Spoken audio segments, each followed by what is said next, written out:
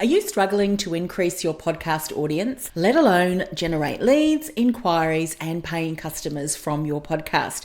Well, stick around because today I'm going to share mistake number 3 of the 7 podcasting mistakes that aspiring thought leaders should avoid if they want to go from invisible to influential and profitable with their podcast.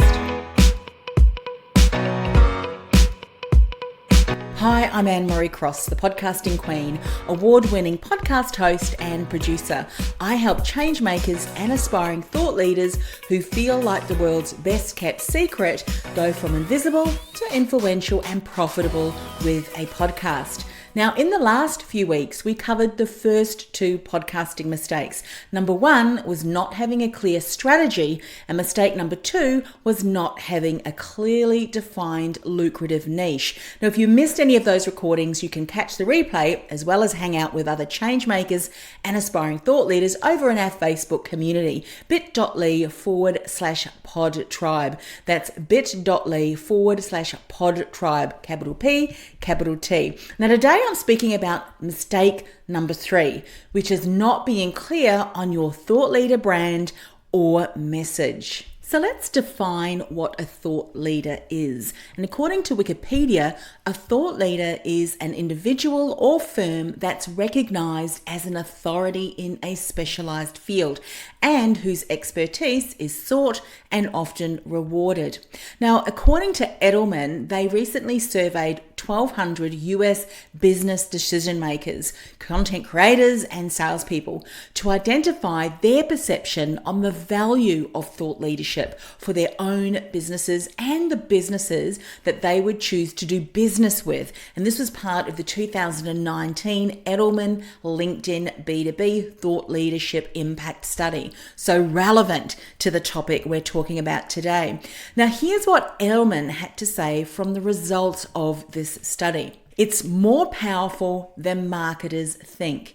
B2B marketers and salespeople significantly underestimate the impact of thought leadership on demand generation and sales efforts compared to actual feedback from B2B buyers. Now, this study also identified some alarming misconceptions by businesses who didn't see the value of building their thought leadership. Now, listen to this. 47% of decision makers, this is your potential customers, say that they are happy to share their information with brands, so in other words, sellers, brands, you and I, after reading quality thought leadership from that brand. So 47% of decision makers say they're happy to share their information with you after reading your quality thought leadership. However, only 39% of brands, so sellers and content creators, think that their thought leadership helps with lead generation.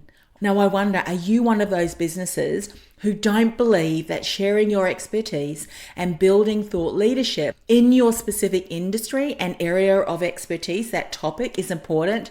Well, you're leaving potential opportunities on the table. Here's another statistic. 61% of decision makers say that they're more than willing to pay premium prices to work with a brand that articulates a clear vision through their thought leadership.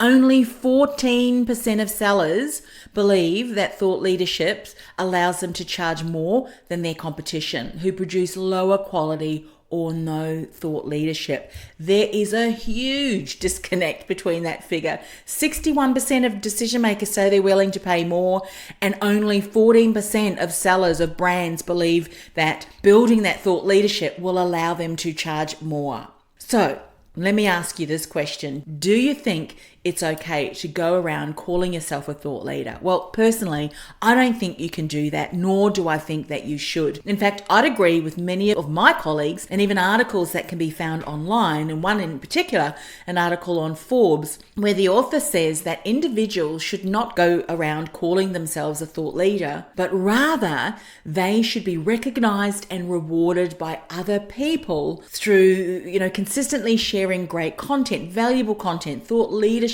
content, and then having other people recognize that content as being of thought leadership. So that begs the question, how do you become someone whose views on a particular subject are taken to be authoritative and influential by other people? Great question, and I'm glad you asked.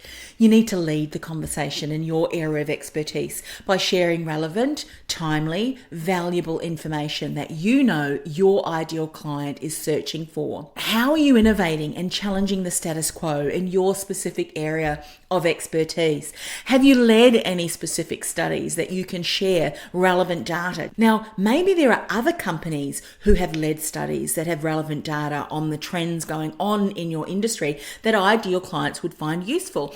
Continue to lead that conversation with that relevant data and insights on your podcast to build that thought leadership. Provide your specific ideas around that statistic and how your ideal clients can leverage that, move forward, use it for their benefit. Continue to do this consistently, and it's not going to take long for you to begin developing your reputation for your thought leadership by your audience. Now, I remember someone commenting on social media saying, "Congratulations on branding yourself the podcasting queen." I responded by saying, "Well, I'd like to take credit, but I can't." In fact, it was only after years of guests and colleagues referring to me as the queen of podcasting that I finally decided to embrace the title, because for a long time I actually felt uncomfortable when people would refer to me this way. Now, when I shared this response with this person on social media, she asked me whether I had any tips on how to get people to call you the queen of anything. It's an interesting question. How do you become recognized in a specific area, that influential voice, that thought leader, so your community begins to refer to you this way, perhaps even before you do so yourself? Well, the tips that I shared with you earlier is certainly going to help you, but this is how I responded to this particular connection. I said, for me, I was doing numerous podcast interviews. I was connecting with guests from all over the world. Interviewing other people was something I loved to do. So it was something I did week after week, month after month, year after year. Now, had you told me 11 years ago that podcasting would become my full-time business, I wouldn't have believed you. So my response to her, based on my own experience, was this: love what you do and get good at it, really good at it. And if it aligns with your strengths, it'll show, often to others first, and then harness your expertise and knowledge and experience within that particular area and continue just to deliver value, and people will start recognizing you as that thought leader. So over to you. How are you continuing to position yourself as a thought leader in your specific area of expertise or industry? And are you focused and consistent in all of your communications, especially with your podcast, so that you can quickly become known as that authority in that area? Let me know in the comments below. And by the way, if you want to learn how you can go from invisible to influential and profitable with your Thought Leader podcast, access my free masterclass where I'll show you how my 3 podcast profit models and a tactic that I'm using, my clients are using, to be able to nurture listeners into leads and ultimately paying clients right from our very first episodes. Go to podcastingwithpurpose.com/masterclass. That's podcastingwithpurpose.com/masterclass. Or let's hang out on some of my podcasts. annemarie.cross.com/podcast. Or maybe you want to chat privately to see how you can really take your thought leadership to that next level with your podcast. Go to annemarie.cross.com/let's chat.